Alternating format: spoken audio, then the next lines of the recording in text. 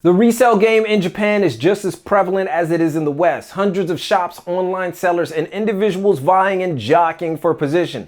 But is the frenzy worth it? Answering that question requires a bit of perspective from the inside. In this episode of The Stay, we take a look at the resale culture in Japan, what drives it, and how to stay above the hype and away from the vultures. I'm your boy Reggie Casual, and that's up next. Let's get it. Tokyo is well documented as being one of the best places in the world for street fashion, in large part due to the vast amount of secondhand shops, vintage-themed brick-and-mortar locales, and uniquely being a place that has nearly all of the hottest brands from the West, plus their very own. It makes for a colorful society, especially in the more fashion-centric districts like Shibuya proper and Harajuku. In recent years, due to the Western popularity of brands like Supreme, reselling hyped brands became a business model, and because Japan was already primed for this, the model excelled. Now, on nearly every block in Harajuku, you'll find a retailer offering up the hottest drops from brands like Yeezy, Bape, Supreme, Palace, and more.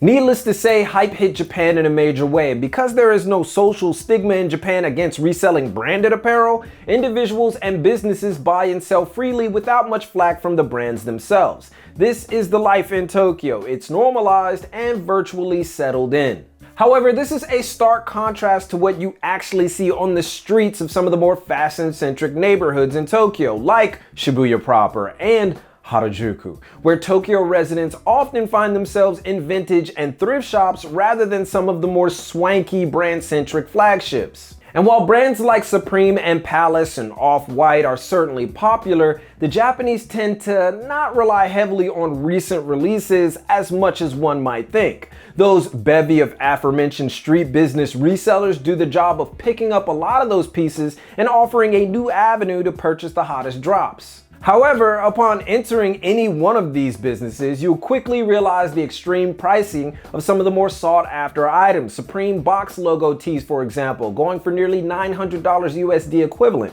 and rare items going for even more. And unless you're prepared to spend a fortune, resale prices in Japan can get up there. So the question becomes, are the Japanese actually buying these pricey alternates? And if not, who? Moreover, who's standing in line for Supreme, Bape, Palace, and major sneaker drops? Well, nowadays, it's mostly resellers, as with most places in the world. But recently, the stores have been taking calculated actions to prevent resellers from securing most of the stock, as the balance of power is shifting in the resale market. But the simple fact is that these places, these famed resellers like Fool's Judge and Harajuku, aren't for the Japanese. They're in plain view because of naive or wealthy tourists who will pay egregious prices for items they can't get in their own country, or simply because they got the ducats to do it. Japanese, being residents and all, know the game. If they decide to buy a hyped piece, they regularly hit online auctions like Yahoo Auctions and Mercari, a relative safe haven for buyers and resellers, or even specific stores on Rakuten that have gained a reputation for having high quality goods. Prices take a nosedive on these platforms as most of the highly respected resellers have been able to maintain a sizable customer base. You're much more likely to find Japanese scouring genuine secondhand sellers that may carry a personal hyped gem, because in Japan, discovery is highly valued. Don't go to Fool's Judge, they say. Go to Ragtag, Kindle, or Jumble Store to get your pieces. Maybe they've been worn. So what? That's Japan. For the Japanese, the look is more important than the brand, which is why so many new brands often copy design elements from major ones. And this makes more sense once you realize by walking on the street and rarely seeing famed brands like Bape being worn by Japanese individuals, why you see more people at secondhand shops like Kenji than at places like Babylon and the aforementioned Fool's Judge. These street shop resellers rely heavily on those who aren't in the know or simply don't have time to search, and more importantly, just don't have the access. It's the reason why fake sellers on Takeshita-dori or Basketball-dori in Shibuya can thrive. When you don't know the area and you're in a new place, anything remotely like what you've been looking for becomes an eye-opener.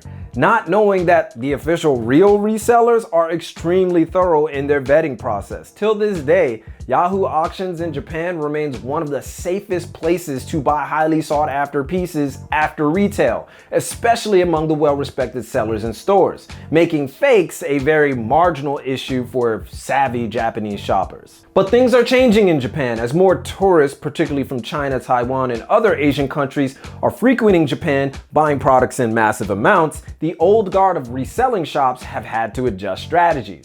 This shift has unsettled many Japanese businesses and citizens, and as a result, official shops are starting to implement stringent rules on certain releases. ID checks, residency cards, dress codes, and things like lotteries and/or email registrations are nearly a given on any drop to deal with the onslaught of product leaving Japan's shores, effectively killing many of the businesses that have thrived off of the aftermarket. Not to mention that the resellers from these other countries are also getting these products tax-free and often pay with traveler's checks, further decreasing profits across the board.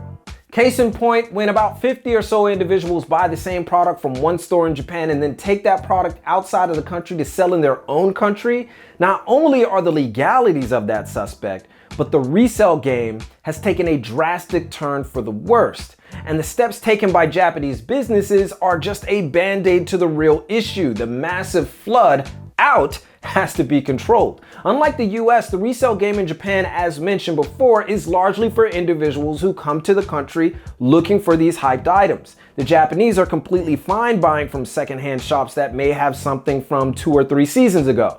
But if all the apparel leaves Japan to begin with, it may close the door for that even existing at all.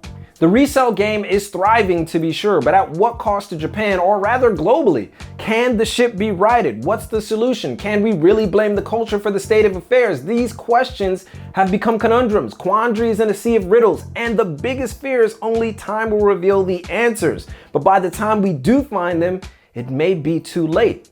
But that's the resale culture in Japan.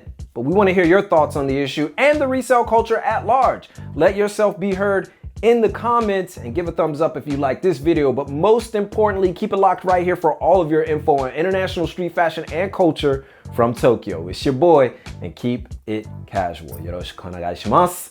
I'll see you guys in a minute. You can check out more videos from The Casual by checking these guys out right over here. Be sure to follow us on Twitter and Instagram. You can even follow me personally. That's always fun, just to stay updated on the latest. But most importantly, YouTube からのアップデートのために下の丸を押してくださいませ。To stay updated on YouTube, press the circle below me.